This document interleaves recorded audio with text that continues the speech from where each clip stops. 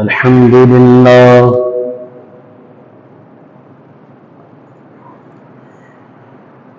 الحمد لله رب العالمين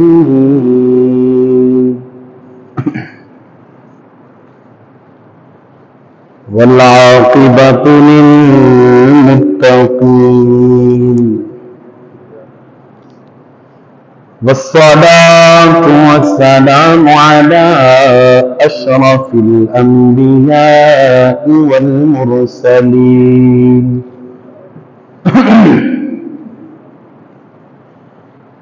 أما بعد فأعوذ بالله من الشيطان الرجيم بسم الله الرحمن الرحيم والفجر وليال عشر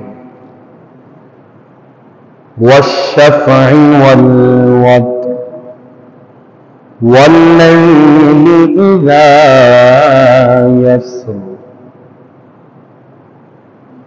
هل في ذلك قسم لذي حجر آمنت بالله صدق الله العظيم وبلغنا رسوله النبي الكريم الأمين إن الله وملائكته يصلون على النبي يا أيها الذين آمنوا صلوا عليه وسلموا تسليما بآواز بلند پڑھیں الصلاة والسلام عليك يا رسول الله الصلاة والسلام عليك يا حبيب الله اللہ پاک کی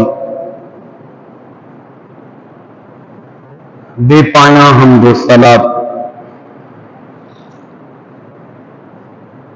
سرور کائنات فخر موجودات امام الانبیاء سید انس و جاں والی کون و مکان شافع یوم جزا امام الانبیاء خاتم الانبیاء وجہ تخلیق کائنات سبب وجود کائنات حضرت محمد مصطفیٰ احمد مجتبی سب کہیے صلی اللہ علیہ وسلم کی پاک بارگاہ میں بے حد درود و سلام کے بعد نہایت لائق صد تعظیم و تکریم نمازی بھائیوں السلام علیکم ورحمۃ اللہ تعالی وبرکاتہ۔ کرم ہے اس خالق و مالک کا کہ جس نے اپنی بارگاہ میں جھکنے کی ہمیں سعادت، ہمت، قوت عطا فرمائی۔ دعا فرمائے مالک ہم تمام کا مل بیٹھنا اپنی بارگاہ میں قبول فرمائے۔ اللہ پاک اس بابرکت اجتماع کے صدقے اس پروقار محفل کے صدقے ہماری، ہمارے والدین کی اور سرکار دو عالم صلی اللہ علیہ وسلم کی ساری امت کی کامل بخشش فرمائے۔ سامعین محترم، خوش نصیب ہیں وہ لوگ جو حج کا سفر کر رہے ہیں، حج کرنے جا رہے ہیں یا حج کی نیت سے وہاں پہنچے ہوئے ہیں۔ اللہ ان کی حاضری کو، ان کی عبادات کو اپنی بارگاہ میں قبول فرمائے اور ہمیں بھی بار بار حج بیت اللہ نصیب فرمائے، بار بار عمرے کی سعادت نصیب فرمائے۔ بار بار روزہ رسول صلی اللہ علیہ وسلم کی حاضری نصیب فرمائے۔ یقیناً بہت بڑی بات ہے حج کرنا، ہر شخص کے بس کی بات نہیں، ہر شخص کا نصیب نہیں، بہت بڑی بات ہے اللہ اور اس کے پیارے محبوب کا گھر دیکھانا۔ ہر شخص کی کسی نہ کسی مشہور جگہ جانے کی خواہش ہوتی ہے۔ کوئی کہتا ہے کہ میں ترکی گھوموں گا، کوئی کہتا ہے کہ میں یورپ گھوموں گا، کوئی کہتا ہے میں نے فلاں جگہ گھوم لی، فلاں جگہ دیکھ لی، فلاں جگہ دیکھ لی۔ خوش قسمت ہیں وہ دیوانے جو یہ باتیں بتاتے ہیں کہ ہم نے سرکار کا روزہ دیکھ لیا، ہم نے دنیا میں رہ کر رب کی جنت دیکھ لی، ریاض الجنہ گھوما ہے، ریاض الجنہ دیکھا ہے، ہم نے اللہ کا خانہ کعبہ دیکھا، اس کا طواف کیا۔ خوش نصیب ہیں وہ لوگ، اور وہ یہ بتاتے ہیں کہ ہم نے اس پانی کو پیا جس پانی نے اللہ کے برگزیدہ نبی حضرت اسماعیل کے قدموں کو چوما ہے۔ خوش قسمت ہیں وہ لوگ۔ جب تیاری ہو رہی ہو، جب بلاوا آ گیا ہو، جب عمرہ ہو یا حج ہو، سفر حرمین شریفین پتہ ہو شروع ہونے والا ہے، تو یقین جانیے کہ بے چینی سی لگ جاتی ہے کہ کب آنکھیں اشک بار ہوں گی، کب آنکھیں دیدار خانہ کعبہ سے سیراب ہوں گی، کب یہ آنکھیں مزار مصطفیٰ صلی اللہ علیہ وسلم کو دیکھیں گی اور اپنی محبتیں نچھاور کریں گی۔ اور بندہ جب گاڑی میں بیٹھا ہو اور آنکھیں کھولے، سامنے گنبد خضرا ہو، اللہ یہ منظر ہم تمام کو نصیب فرمائے۔ کسی نے کہا تھا نا کہ جب مسجد نبوی کے مینار نظر آئے، اللہ کی رحمت کے آثار نظر آئے۔ حضور کا جب روزہ دکھ جاتا ہے دیوانوں کو، سبحان اللہ، کیا خوش قسمت ہیں وہ لوگ۔ اللہ ہمیں بھی بار بار سعادت عطا۔ ایسے نہیں دیوانے مچلتے رہے، ایسے نہیں ملا جامی رحمت اللہ تعالی علیہ حضور کی بارگاہ میں عرض کرتے، بلکہ باد صبا، جو صبح کی ہوا ہوتی ہے نا، اسے باد صبا کہتے ہیں عربی کے اندر، اور اگر اردو میں بات کروں تو اسے نسیم کہتے ہیں۔ نسیم، نسیم کا معنی ہے باد صبا۔ اور ملا جامی رحمت اللہ علیہ، شیخ عبد الرحمن جامی، آپ فرماتے ہیں نسیمہ، یہ نسیمہ، نسیم تھا آگے الف لگایا، یہ پکارنے کے لیے ہے باد صبا، نسیمہ جانب بتہا گزر کن، ز احوالم محمد را خبر کن۔ اے صبح کی ہوا، اگر تیرا مدینے سے گزر ہو جائے، تیرا اگر مدینے سے گزر ہو جائے تو پھر میرے سونے کو میرا حال دے دینا، میرے سونے کو، میرے محبوب کو، ز احوالم محمد را خبر کن، میرے آقا کو میرے کیفیت بتانا۔ اور کیفیت کیا ہے؟ تنم فرسودہ جا پارا بہجرا یا رسول اللہ، تنم فرسودہ جا پارا، یہ شیخ عبد الرحمن جامی کی کیفیت ہے۔ تنم فرسودہ جا پارا زہی جرا یا رسول اللہ، تنم فرسودہ جا پارا زہی جرا یا رسول اللہ، بنا پشمردہ مارا بیٹیا یا رسول اللہ، بنا پشمردہ مارا بیٹیا یا رسول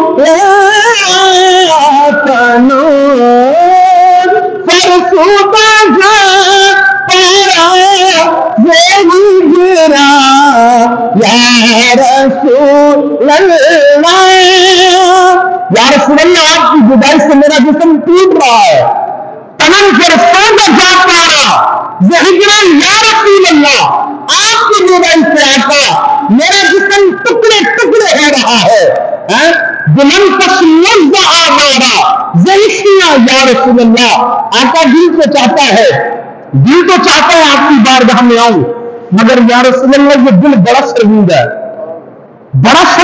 اپنے گناہوں پر، بڑے گناہ کیے ہیں اس دل میں، یا رسول اللہ کس منہ سے آپ کی بارگاہ میں آؤں، کیا سامنا کروں گا آقا آپ کا، یہ دل شرمندہ ہے۔ جب یہ کیفیت نسیمہ جانب بتہا گزر کن باد صبا میں حضور کی بارگاہ میں ملا عبد الرحمان جامی بھی پہنچا ہی نا، کہ بلاوا آ گیا، اچھا بلانے پر گیا گماشی شیخ عبد الرحمان جامی رحمت اللہ تعالی علیہ مدینے کا سفر کر رہے اور راستے میں رکاوٹیں مدینے کے قریب پہنچے، مضافات میں تھے، گورنر مدینہ کے خواب میں آقا تشریف لے آئے، فرمایا اے گورنر مدینہ جامی آ رہا ہے اسے روکو، عبد الرحمان آ رہا ہے اسے روکو۔ گورنر مدینہ اٹھا، تلاش کیا قافلے، دیکھا تو قافلے میں مولانا عبد الرحمان جامی آ رہے ہیں، کہا عبد الرحمان کون ہے؟ کہا میں ہوں، کہا واپس جاؤ۔ جب اتنی انتظار کے بعد بلاوا آ جائے، پیغام صبا لائی ہے دلدار نبی سے، آیا ہے بلاوا مجھے دربار نبی سے، جب یہ پیغام آ جائے کانوں میں، اے کاش کوئی آ کر یہ کہہ دے ذرا مجھ سے، چل تم تو مدینے میں سرکار بلاتے ہیں، جب یہ کیفیت آ جائے پھر رکاوٹ نہ ہو، پھر یہ کہہ دیا جائے جاؤ یہاں سے، تو پھر کہاں عاشقوں سے برداشت ہوتا ہے۔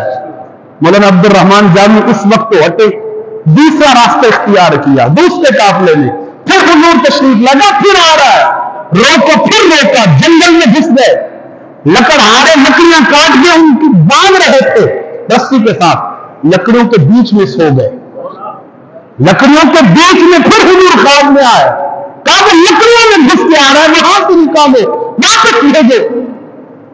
اب گورنر مدینہ بھی تنگ آ گیا، پکڑا قید خانے میں ڈال دیا، جب قید خانے میں ڈالا تو حضور خواب میں رات تشریف لائے، کہا عبد الرحمان کو واپس بھیجنے کا کہا تھا، قید خانے میں ڈالنے کا نہیں کہا تھا، روک اس لیے نہیں رہا تھا کہ وہ کوئی مجرم ہے، اس لیے روک رہا تھا وہ جس محبت اور جس عشق کے ساتھ اور جن اشعار کو لکھ کر میری بارگاہ میں آ رہا ہے، اگر جانی میرے پاس آ گیا مجھے مجبوراً اپنے گنبد خضرا سے نکل کر اس کا استقبال کرنا پڑے گا، اس لیے میں کر رہا ہوں۔ یہ عشق ہے ان عاشقوں کا جو تڑپتے ہیں مدینے کے لیے۔ اور پھر کرم دیکھیے مولانا عبد الرحمان جامی پر، اچھا حضرت مولانا عبد الرحمان جامی جب مدینے میں گئے تو داڑھی بڑی تھی، بڑی داڑھی تھی، جب حضرت واپس تشریف لائے تو داڑھی بالکل چھوٹی ہو گئی، لوگوں نے کہا عبد الرحمان تم تو بڑے عاشق بنے پھرتے تھے، مدینہ گئے اور داڑھی چھوٹی کرا کے آ گئے، داڑھی کٹوا کر آئے۔ مولانا عبد الرحمان جامی عاشق تھے، رونے لگے، کہا دیوانوں کون کہتا ہے اس سنت نبی کو کٹوا کر آیا ہوں، جتنے دن رہا ہوں حضور کے گنبد خضرا پر اسی داڑھی سے میں جھاڑو دیتا رہا ہوں، انہیں داڑھی سے اسی سنت سے میں حضور کے روضے کی صفائی کرتا رہا ہوں، یہ اس سے چھوٹی ہوئی ہے، کرنائی نہیں ہے، کرم میں مصطفیٰ دیکھیے۔ مولانا عبد الرحمان جامی حضور کی بارگاہ میں عرض کی، یا رسول اللہ مہمان آپ کو اور کئی دنوں سے بھوکا ہوں، خدا کی قسم یہ حقیقت بات ہے، جو گئے ہیں انہیں کو پتہ ہے، جو گئے ہیں کرم ہوتا ہے، سوچو مانگو پر مانگنے کا سلیقہ ہو، کرم ہوتا ہے، کہ یا رسول اللہ شہر آپ کا، روزہ آپ کا، دربار آپ کا مہمان، اور پھر یا رسول اللہ بھوکا، مسجد نبوی کے سامنے سو رہے تھے، خواب میں حضور تشریف لے آئے، آقا علیہ الصلوۃ والسلام کے ہاتھ میں روٹی تھی، کہا عبد الرحمان اس کو کھانا کھاؤ، خواب کی بات سنا رہا ہوں. مولانا عبد الرحمان جامی کہتے ہیں کہ حضور علیہ السلام نے مجھے لقمے توڑ توڑ کے کھلائے. ایک روٹی کی آدھی روٹی توڑ کے کھلائی حضور نے. آخری لقمہ آدھی روٹی کا میرے منہ میں ڈالا اور آدھی روٹی میرے ہاتھ میں تھمائی. کہ عبد الرحمان باقی کی تم خود کھا لینا.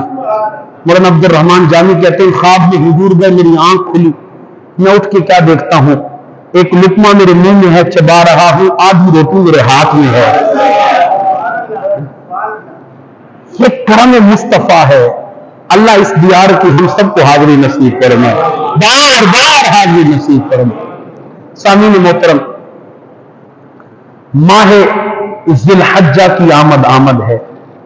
تقریباً 90% چانسز ہے کہ آج چاند دکھ جائے گا, اس لیے کہ سعودیہ میں چاند دکھ گیا ہے.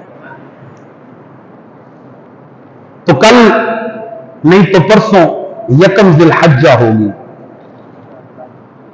شریعت مصطفی میں ماہ ذی الحجہ کی بڑی اہمیت ہے. خصوصاً یہ جو 10 دن ہیں ذی الحجہ کے, ان کے بڑے فضائل, بڑے کمالات, بڑی عبادات ہیں. چند ایک آپ کے سامنے ذکر کروں گا, پھر قربانی کے چند ایک مسائل. بس توجہ رکھنی ہے آپ نے, کوئی جوش والا بیان نہیں ہوگا. جتنا میں نے آپ کے جذبات کو, عشق کو بڑھانا تھا وہ میں بڑھا چکا ہوں. باقی مزید مسائل پہ گفتگو کروں گا. توجہ, یہ 10 ایام ایسے فضیلت والے ہیں, ایسے برکت والے ہیں کہ رب تعالی نے ان ایام کی قسم کھائی ہے قرآن میں. اچھا, یہ اصول ہے رب العزل کا اکثر طور پہ کہ قرآن مجید میں رب مختلف چیزوں کی قسمیں فرماتا ہے, لیکن رب اسی کی قسم فرماتا ہے جو چیز افضل و اعلیٰ ہو, جو فضیلت والی. قرآن مجید میں اللہ تبارک و تعالی نے بہت مقامات پر قسمیں کھائی ہیں. والتین والزیتون والشمس وضحاها والضحى واللیل اذا سجا, اور کئی قسمیں اللہ تبارک و تعالیٰ نے قرآن مجید میں کہیں. زیادہ قسمیں اللہ تبارک و تعالیٰ نے میرے نبی کی کھائی ہیں. کئی حضور کے ہاتھوں کی قسمیں, کہیں حضور کے چہرہ انور کی قسمیں, والضحیٰ, اور کہیں حضور کے زلف عنبرین کی قسمیں, واللیل اذا سجا, اور پھر صرف زلفوں کی نہیں, واللیل اذا سجا, قسمیں ان زلفوں کی جب وہ لہرتی ہیں, وہ زلفیں جب وہ لہرتی ہیں. اذا سجا ما ودعک ربک وما قلی, سونیا تیرے رب, آپ کے رب نے آپ کو اکیلا نہیں چھوڑا, آپ کا رب ہر جگہ آپ کے ساتھ ہے. تو اللہ تبارک و تعالیٰ نے مختلف جگہوں پہ مختلف قسمیں فرمائی ہیں. سورۃ الفجر کی وہ آیات جن کی تلاوت میں نے آپ کے سامنے میں خطبے میں کی, اللہ فرماتے والفجر, فجر کی قسم, صبح کی قسم. اس صبح سے مراد مفسرین کے 3 اقوال ہیں. پہلا قول یہ ہے اس صبح سے مراد یکم ذی الحجہ کی صبح ہے. دوسرا قول یہ ہے اس صبح سے مراد اسلامی سال یکم محرم الحرام کی پہلی صبح, اس سے مراد وہ صبح ہے. اور تیسرا قول یہ ہے عید الاضحیٰ یعنی 10 ذی الحجہ کی صبح اللہ تبارک و تعالیٰ نے اس کی قسم کھائی ہے. والفجر, صبح کی قسم. اور اس کے بعد اللہ تبارک و تعالیٰ نے 10 راتوں کی قسمیں کھائی ہیں. کتنی؟ وَلَيَالٍ عَشْرٍ, 10 راتوں کی قسم. تمام مفسرین کے نزدیک یہ 10 راتیں یکم ذی الحجہ سے لے کر 10 یہ جو 10 راتیں ہیں اللہ تبارک و تعالیٰ نے ان راتوں کی قسم کھائی ہے. والشفع والوتر، جفت اور طاق کی قسم. جفت سے مراد 10 ذی الحجہ، 9 سے مراد یوم عرفہ ہے. 9 سے مراد یوم والشفع والوتر، جفت اور طاق کی قسم. واللیل اذا یس، اور رات کی قسم جب وہ جاری ہوتی ہے، جب وہ چلتی ہے. اس رات سے مراد 10 ذی الحجہ کی رات ہے. اللہ تبارک و تعالیٰ نے اس کی قسم فرمائی اور پھر ارشاد فرمایا حل فی ذالک قسم لذی حجر، عقل والوں کے لیے اس میں قسمیں ہیں. عقل والوں کے لیے اس میں قسمیں ہیں. مطلب یہ ہے کہ میں خدا جو ان ایام کی ان راتوں کی قسمیں کھا رہا ہوں، عقل والوں کو سمجھ لینا چاہیے کہ ان 10 دنوں اور راتوں کی بڑی فضیلت ہے. علماء کے درمیان اس بارے میں اختلاف ہے کہ آیا رمضان المبارک کا آخری عشرہ افضل ہے یا ذی الحجہ کا پہلا عشرہ افضل ہے. اس میں علماء کا اختلاف ہے. ان 10 ذی الحجہ یعنی ان 10 دنوں کے بارے میں آقا علیہ الصلوۃ والسلام ارشاد فرماتے ہیں ان 10 دنوں کے علاوہ کوئی ایسا دن نہیں کہ جن میں نیکی کی جائے اور اللہ کو پسند ہو. نیکی کی جائے اور اللہ کو پسند ہو مطلب یہ ہے کہ پورے سال میں نیکیاں کرنا ایک طرف، ان 10 دنوں کے اندر جو ذی الحجہ تشریق کے 10 دن ہے، ان 10 دنوں کے اندر نیکیاں کرنا سب سے افضل والا. اللہ کو سب سے زیادہ پسند یہی دن ہے. یہ آقا صلی اللہ علیہ وسلم کا ارشاد ہے. اب علماء فرماتے ہیں، کچھ کہتے ہیں کہ یہ دن افضل ہے ذی الحجہ کے، کچھ کہتے ہیں نہیں، رمضان المبارک کا آخری عشرہ افضل ہے. ملا علی قاری شارح صحیح بخاری رحمت اللہ تعالی علیہ آپ فرماتے ہیں کہ مفتاح بھی قول یہ ہے، بہترین قول یہ ہے، بہترین قول یہ ہے کہ دنوں کے اعتبار سے، دن کے اعتبار سے ذی الحجہ کے پہلے 10 دن افضل ہیں اور راتوں کے اعتبار سے رمضان کے آخری 10 دن افضل ہیں. دنوں کے اعتبار سے ذی الحجہ کے پہلے 10 دن اس لیے افضل ہے کہ اس میں 9 ذی الحجہ یوم عرفہ آتا ہے.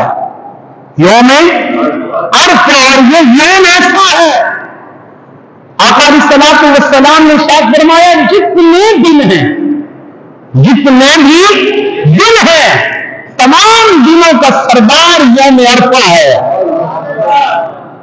تمام دنوں کا سردار یوم عرفہ ہے. یوم عرفہ یہ وہ دن ہے کہ جس کی رات کو حضرت ابراہیم خلیل اللہ علیہ الصلوۃ والسلام نے دوسری مرتبہ خواب دیکھا. ایک خواب دیکھا تھا 8 ذی الحجہ کی رات کو، 8 ذی الحجہ خواب دیکھا کہ میں اپنے بیٹے کو ذبح کر رہا ہوں. تو صبح اٹھے شک ہوا کہ پتہ نہیں کس کی طرف سے یہ خواب ہو نہ ہو، اللہ کی طرف سے ہے یا معاذ اللہ شیطان کی طرف سے، کس کی طرف سے. اس لیے اس دن کو یعنی 8 ذی الحجہ کو یوم تربیہ بھی کہتے ہیں. اور پھر جب اگلی رات کو یعنی 9 ذی الحجہ کی رات پھر خواب آیا تو یقین ہو گیا کہ یقیناً یہ خواب اللہ کی طرف سے ہے. اس لیے اسے یوم عرفہ کہتے ہیں. عرفہ یعنی پہچاننے کا دن. پھر اگلا دن آیا تو اپنے بیٹے کو تیار کر کے لے گئے اور ذبح کے لیے تیار ہو گیا تو ذبح کر دیا اپنے طور پہ. اسی لیے اس دن کو یوم نحر کہتے ہیں. قربانی کا دن، تو اللہ تبارک و تعالیٰ کے نزدیک سارے دنوں میں افضل دن یوم عرفہ کا دن ہے. یوم عرفہ کا دن ہے. اور کتنا بڑا اللہ کے نزدیک فضیلت والا ہے. آقا علیہ الصلوۃ والسلام نے ارشاد فرمایا جس شخص نے 9 ذی الحجہ یوم عرفہ کا روزہ رکھا، ایک روزہ رکھا، اللہ تبارک و تعالیٰ سارے سال کے روزوں کے ثواب عطا فرمائے گا. ایک سال کے روزوں کے برابر ثواب عطا فرمائے گا. اور یہ ایک اور روایت بھی ہے، صرف اس دن کے لیے نہیں بلکہ ارشاد فرمایا کہ ذی الحجہ کے پہلے 10 دن ہر دن روزہ رکھنا ایک سال کے روزوں کے برابر کا ثواب ہے. اور ہر رات ان 10 دنوں کی جتنی مراتیں ہیں، ہر رات شب قدر جیسا اجر و ثواب رکھتی ہے. ہے جی شب. اچھا رمضان میں شب قدر آتی ہے نا، کیا کہا گیا کہ ہمیں تاک راتوں میں ڈھونڈو.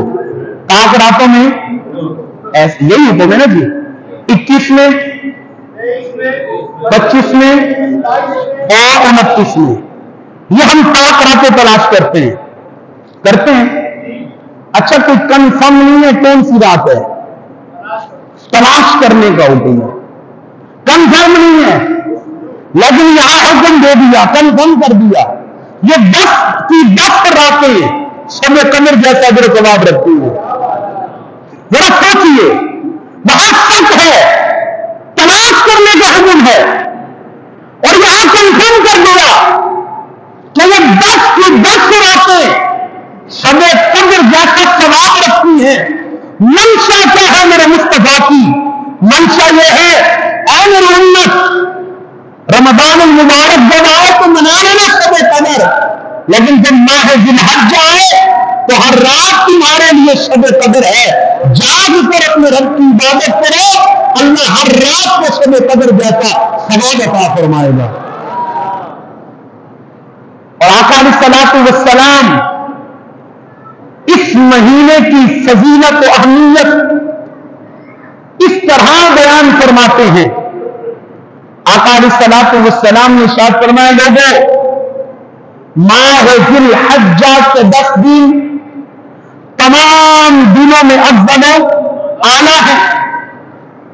ان دنوں کے اندر اللہ تبارک و تعالیٰ کی بڑائی بیان کیا کرو، تکبیریں کہا کرو، اللہ کی حمد و ثنا بیان کرو.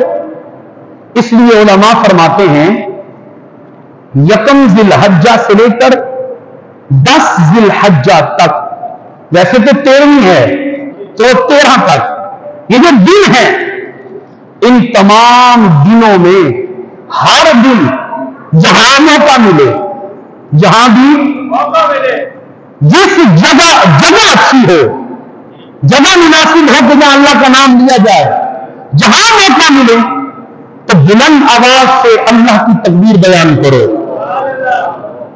ہاں اچھا یہ ہم تک جو بات پہنچتی ہے، یہ جو ہم نے سن رکھا ہے وہ یہی ہوتا ہے کہ ہم کب شروع کرتے ہیں تکبیریں؟ ایام تشریق جنہیں کہتے ہیں، 9 ذی الحجہ کی اثر سے لے کر، ہے نا، 9 ذی الحجہ کی فجر سے لے کر، ہاں ہر سال پڑھتے ہیں پھر بھول جاتے ہیں. 9 ذی الحجہ کی فجر سے لے کر 13 ذی الحجہ کی باقی اثر تک، یہ جو دن ہے 5 دن بنتے ہیں. ان 5 دنوں میں ہم سن رکھا ہے ہم نے کہ بس انہی دنوں میں تکبیر کہی جائے، باقی دن چھوٹے. حالانکہ ایسا نہیں ہے. حضرت عبداللہ ابن عمر اور حضرت ابو ہریرہ رضی اللہ تعالی عنہما، ان دونوں کا ایک عمل ہے، بڑا پیارا عمل ہے. یکم ذی الحجہ شروع ہوتی تو یہ معزز شخصیات بازار میں چلے جاتے اور بار بار جو بلند کہتے اللہ اکبر اللہ اکبر لا الہ الا اللہ واللہ اکبر وللہ الحمد وہ بلند کہتے، اور جتنے بھی بازار میں لوگ ہوتے ان حضرات کو دیکھ کر وہ بھی با آواز بلند تکبیرات کہتے۔ اس لیے علماء فرماتے ہیں یکم ذی الحجہ سے لے کر 13 تک جب بھی موقع ملے، مسجد میں ہو کہیں بھی ہو، باواز بلند بولنا چاہیے، اللہ اکبر بولنا چاہیے۔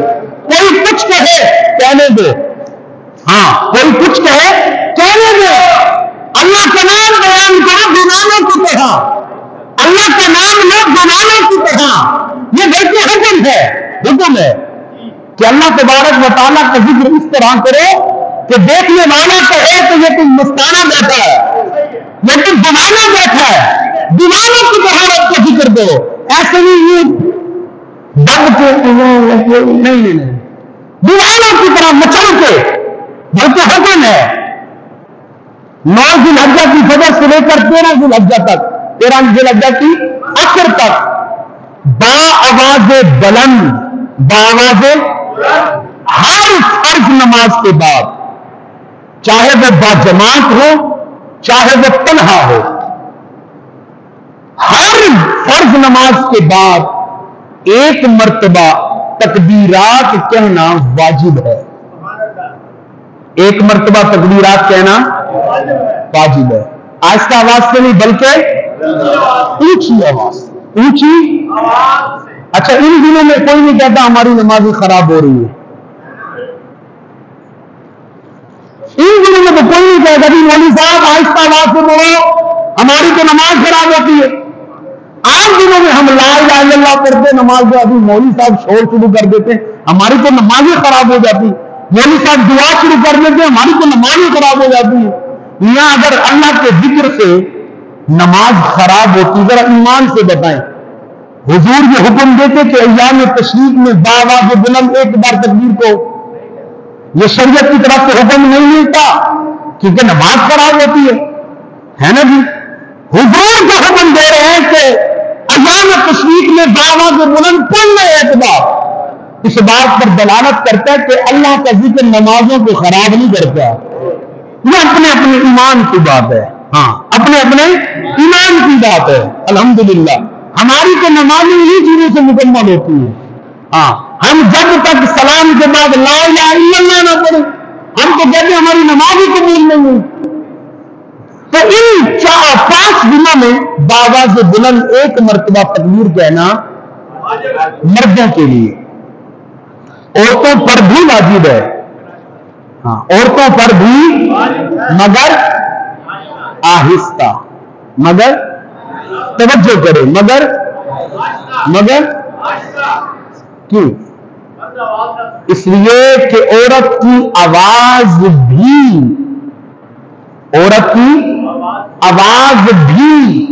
اس کا حکم ہے کہ پردے میں رہنی چاہیے،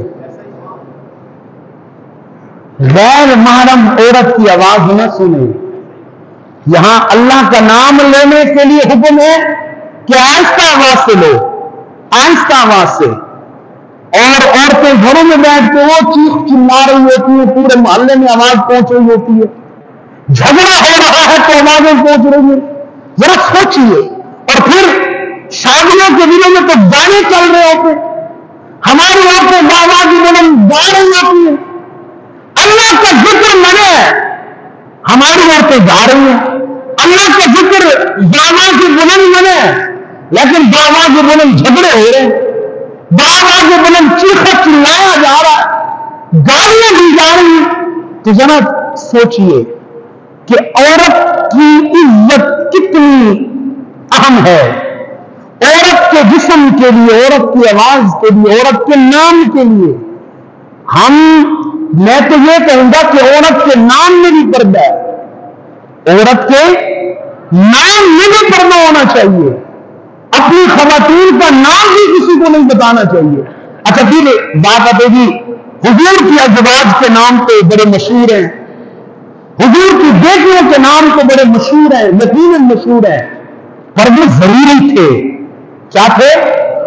پتہ ہے کہ حضور کی فلاں فلاں زوجہ ہے، فلاں فلاں کی یہ شان ہے، پتہ ہے حضور کی فلاں بیٹیاں ان کی یہ شان ہے، ارے ان کے لیے تو ضرورت ہے، ہماری کیا ضرورت ہے؟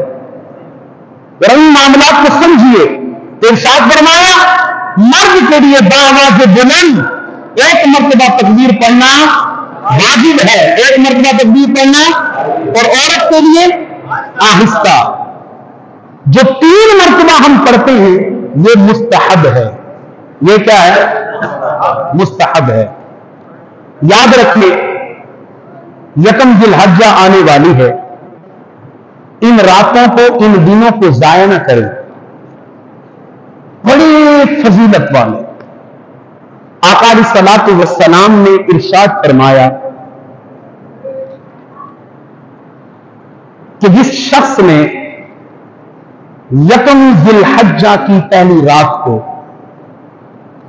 2 نوافل پڑھے، کتنے؟ 2 نوافل،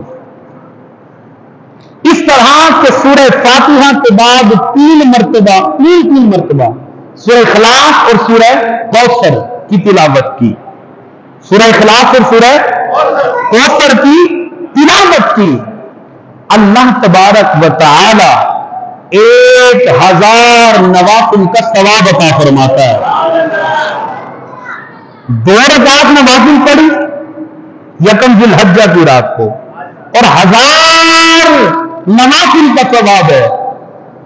اور ایک اور روایت میں آقا علیہ الصلوۃ والسلام نے ارشاد فرمایا کہ جس نے ان دنوں میں یا 9 عرفہ کی رات یا یوم العرفہ 9 ذی الحجہ کی رات کو 2 رکعت نوافل پڑھے، اس طرح کہ سورہ فاتحہ کے بعد 15 مرتبہ سورہ اخلاص پہلی رکعت میں، 15 مرتبہ سورہ اخلاص دوسری رکعت میں جس نے پڑھی، اللہ تبارک و تعالی قیامت کے دن اس کے گناہ تو معاف فرمائے گا، اس کے گناہ تو معاف فرمائے گا، اس کے صدقے سے اللہ 70 افراد کو جنت عطا فرمائے گا۔ اور ایسی کئی عبادات ہیں، میں آپ کے سامنے ذکر کر دوں تاکہ کوئی روایت میں غلطی نہ ہو، اور یہ بتا اس لیے رہا ہوں کہ آپ لوگ عمل کریں، یہ جو 10 دنوں میں پہلے کا ان کو ضائع نہ کریں، بڑے اہم دن ہیں۔ دروشی پڑھیے اللہم صلی علی سیدنا و مولانا محمد وبارک وسلم۔ سنیے آقا علیہ الصلوۃ والسلام ارشاد فرماتے جو شخص 10ویں ذی الحجہ یعنی عید الاضحیٰ کی رات 12 رکعت نوافل پڑھتا ہے، کتنی؟ 12 رکعت نوافل پڑھتا ہے۔ کس طرح؟ اس طرح کہ ہر رکعت میں سورہ فاتحہ کے بعد سورہ اخلاص 15 مرتبہ، کتنی مرتبہ؟ اور رکعتیں کتنی پڑھنی ہے؟ 12۔ ہر رکعت میں سورہ اخلاص پڑھنی ہے۔ کون سی رات؟ کون سی؟ 10ویں کی رات۔ بھائی آخری رات بیان کریں فضیلت کے حوالے سے، 10ویں کی رات ہر رکعت میں پڑھنی 12 رکعتیں، ہر رکعت میں 15 مرتبہ سورہ۔ کون سی رات پڑھنی ہے؟ کتنی رکعتیں؟ ہر رکعت میں کتنی مرتبہ سورہ اخلاص؟ اب سنیے حضور علیہ الصلوۃ والسلام ارشاد فرماتے ہیں جس نے یہ 12 رکعت پڑھ لی اللہ تبارک و تعالی 70 سال کی عبادت کا ثواب عطا فرمائے گا۔ کتنے سال؟ 70 سالوں کی عبادت کا ثواب۔ اور یہ جتنی روایتیں میں نے آپ کے سامنے بیان کی، اور بھی روایتیں ہیں کہ اگر 2 رکعت پڑھی، 15 مرتبہ سورہ اخلاص بھی پڑھی، 3 مرتبہ آیت الکرسی بھی پڑھی، یہ روایت ہے، اللہ تبارک و تعالی یعنی اس کے سارے گناہ معاف فرما دے گا۔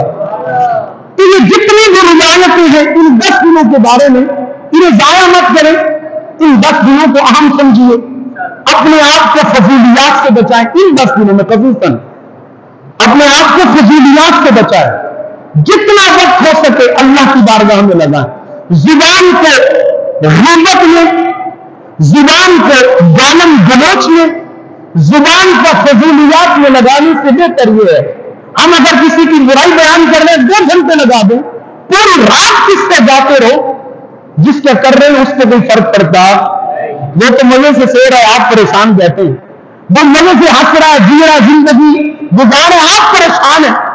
تو ان چیزوں سے بہتر یہ ہے، فرمایا گیا کہ ان 10 دنوں میں جتنا ہو سکے اس زبان سے اللہ کا ذکر کرو، اس زبان سے اللہ کا، یہ تو میں نے پہلے کہا ہے کہ جہاں موقع ملے بابا جبنا اللہ اکبر، کوئی کچھ کہتا رہے، آپ اپنا کام کرتے رہے، پر جگہ مناسب ہو جہاں اللہ کا ذکر کیا جا سکے، گندی جگہ نہ ہو۔ یہ تو ہے یہ 10 دن۔ اچھا یکم ذی الحجہ چونکہ آج امید ہے کہ شروع ہو جائے گی، اس سے پہلے جو خوش نصیب قربانی کر رہے ہیں، خوش نصیب ہیں وہ لوگ جو قربانیاں کرتے ہیں جی، اللہ ہم سب کو توفیق عطا فرمائے، کہیں آمین۔ اچھا جو اچھا ایک میری بات اتحام ہے آپ تک، یہ ہمارے حضور صلی اللہ علیہ وسلم کا طریقہ ہے۔ آقا صلی اللہ علیہ وسلم ہر سال، حضرت عبداللہ ابن عمر کہتے ہیں کہ حضور ہجرت کے بعد 10 سال مدینے میں رہے، ظاہری پردے تک، کتنے؟ 10 سال، اور ہر سال حضور علیہ الصلوۃ والسلام نے قربانی کی ہے۔ کیا کی ہے؟ قربانی کی ہے۔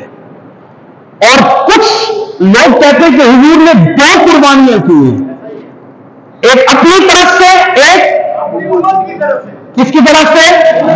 امت کی طرف۔ ایک اور روایت یہ بھی ہے کہ حضور ایک ہی قربانی کرتے تھے، ایک ہی جانور قربانی کرتے تھے، لیکن حضور علیہ الصلوۃ والسلام اس میں نیت اپنی بھی فرماتے تھے، اپنی امت کی بھی فرماتے تھے، اپنے جو اہل و عیال گھر والے خاندان والے حضور ہی کی بھی فرماتے تھے۔ اچھا اس روایت کو لے کر لوگ کہتے ہیں کہ ہم بھی ایک بکری ذبح کریں گے اور سارے گھر والوں کی نیت کریں گے تو ہو جائے گی، جو غیر مقلدین ان کا یہ عقیدہ ہے۔ لیکن احناف کا مطلب یہ ہے، اور اس پر کئی صحابہ کرام کے اقوال ہیں، کہ ایک قربانی سے، ایک حصے سے سب کی طرف سے قربانی نہیں ہوتی، سب کی طرف سے قربانی، بلکہ ہاتھ لگے ایک مسئلہ بھی آپ کے سامنے ذکر کر دوں۔ ایسا ہے کہ مثال کے طور پر میں نے، مجھ پر قربانی واجب تھی، میں صاحب نصاب تھا، اب قربانی واجب کس پر ہے وہ ایک الگ ٹاپک ہے، ارادہ تھا کہ آپ بیان کروں پر وقت ختم ہو چکا ہے، وقت بلکہ اوپر ہو چکا ہے۔ آپ کو پتہ ہے بالغ ہو، نابالغ پر قربانی واجب نہیں ہے، بالغ ہو، عاقل ہو، پاگل پر قربانی واجب نہیں ہے، مسلمان ہو، کافر پر قربانی واجب کیوں؟ اس لیے کہ قربانی عبادت ہے، قربانی اور کافر عبادت کا اہل مسئلہ۔ اسی کے اندر ایک اور مسئلہ آپ کے لیے، ایک گائے ہے اس کے اندر 7 حصے دار ہے، کتنے حصے دار ہے؟ 7، مسلمان ہے 6، مسلمان ہے، ایک ہے کافر۔ اچھا کافر ضروری نہیں ہے یہودی اور عیسائی ہے، ایک اور کافر بھی ہے آج کل، کون؟ قادیانی، کون؟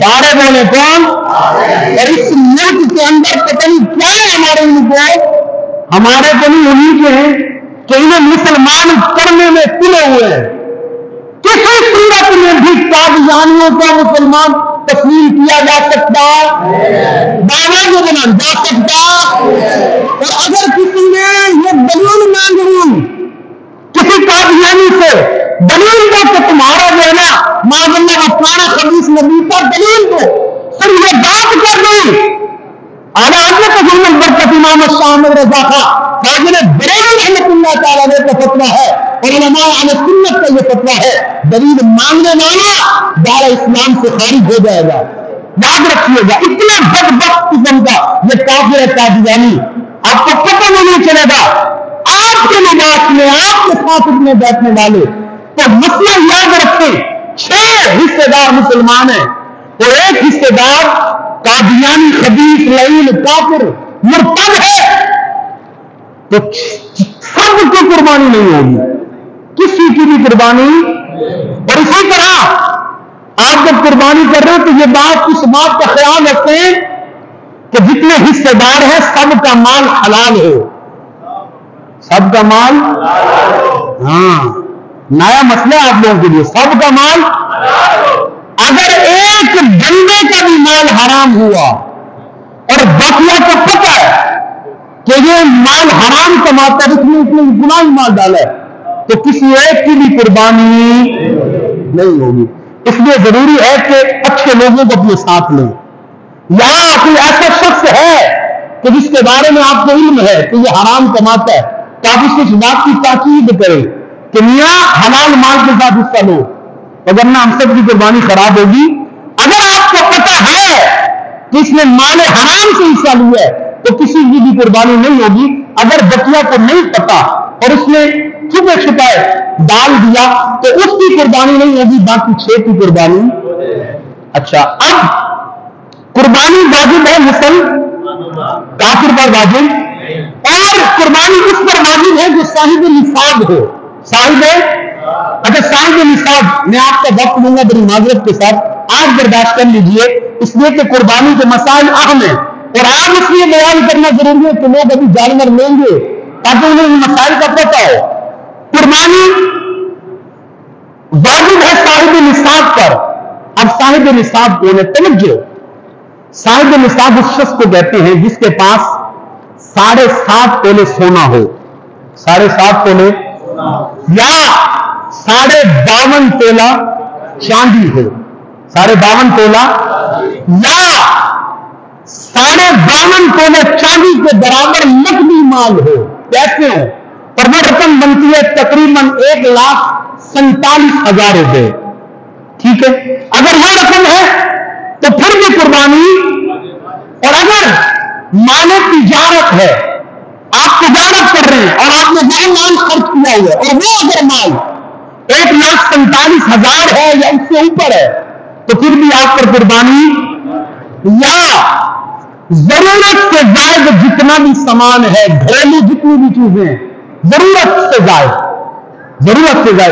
گاڑی ضرورت ہے مگر ایک، مگر اگر کسی شخص کے پاس 2 گاڑیاں قربانی، آئی فون ضرورت ہے ایک، اگر کسی کے پاس 2 ہیں تو قربانی واجب ہے۔ اسی طرح آپ دیکھتے گئے جو ضرورت سے زائد سامان ہوگا اور اگر ان کی قیمت 1,47,000 بنتی ہے تو قربانی۔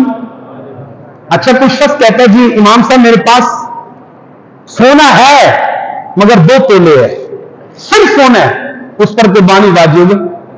صرف چاندی ہے 52.5 تولے سے کم ہے، اس پر قربانی واجب۔ پیسے ہے 147 سے کم ہے، اس پر قربانی واجب۔ مال تجارت ہے 147 سے کم ہے، اس پر قربانی واجب۔ بولتے رہے قربانی واجب۔ ضرورت سے زائد سامان نہیں ہے تو قربانی واجب۔ مگر ایک اور صورت ہے، سونا ہے تھوڑا ہے، چاندی ہے تھوڑی ہے، پیسے ہیں تھوڑے ہیں، مال تجارت ہے تھوڑا ہے، جتنا بھی ہے، اگر ان سب کو ملا کر 1,47,000 بن گئے تب بھی قربانی۔ اور یہ بھی یاد رکھیے گا ان پیسوں پر، اس رقم پر سال کا گزرنا بھی ضروری۔ ہاں، یہ نہ سمجھے گا کہ سال گزرے گا تو ہم قربانی دیں گے، یہ نصاب ہے زکات کا، سال کا گزرنا۔ قربانی کے لیے کیا ہے؟ قربانی کے دن ہے 3، قربانی کے دن ہے 10، 11۔ ان تینوں دنوں میں کبھی بھی آپ کے پاس اتنا مال آ گیا جو میں نے ابھی ذکر کیا ہے، آپ پر قربانی واجب ہے۔ آپ کا کوئی پلاٹ رکھا ہوا ہے، آپ پر قربانی واجب۔ آپ نے مکان کرایہ پہ دیا ہوا ہے، آپ پر قربانی۔ کتنی صورتیں ہیں جن میں قربانی واجب ہے۔ اچھا، جو بات کر رہا تھا اسے بات کر کے گفتگو ختم کرتا ہوں۔ اچھا، جو خوش نصیب ہے ان پہ قربانی واجب ہے، اور کچھ ایسے بھی ہیں جن پہ قربانی واجب ہے، غریب لوگ۔ ان کے ساتھ ہمیں کیا کرنا ہے؟ پہلے تو جو ہمارے نبی کا طریقہ ہے صلی اللہ علیہ وسلم، اپنی طرف سے بھی قربانی کرتے تھے، ان کی طرف سے بھی۔ اگر آپ صاحب استطاعت ہیں، اگر آپ خود قربانی کر رہے ہیں اور آپ چاہتے ہیں تو یار آپ کی وجہ سے فلاں شخص بھی قربانی کر لے، کیونکہ اس کے ہاں بھی چھوٹے چھوٹے بچے ہوں گے، بچے تو بچے خواہش مند ہوتے ہیں، بابا جب فلاں کی گائے ہیں تو ہماری بھی ہونی چاہیے، بابا جب فلاں کا بکرا تو ہمارا بھی ہونا چاہیے۔ وہ غریب اپنے بچوں کے درمیان خوش بیٹھے اور ان کے بچے بھی اپنے دوست احباب کے درمیان خوش رہیں، تو اگر آپ صاحب استطاعت ہیں تو انہیں بکرا دلا دو، انہیں پیسے دے دیں تاکہ وہ اپنی قربانی کر سکیں، نہیں تو اتنا ضرور کرنا جب آپ جانور ذبح کر لیں، گوشت تیار کر لیں خدا کے لیے، سب سے پہلے ان غریبوں کے گھروں میں پہنچانا۔ ٹائم نہیں ہے ورنہ اس پہ بڑی گفتگو کی جا سکتی ہے۔ یہ آس رکھ کے بیٹھے ہوں گے، ان کے معصوم بچے وہ بھی دل رکھتے ہیں۔ اللہ پاک ہمیں عمل کی توفیق عطا فرمائے۔ وما توفیقی الا باللہ۔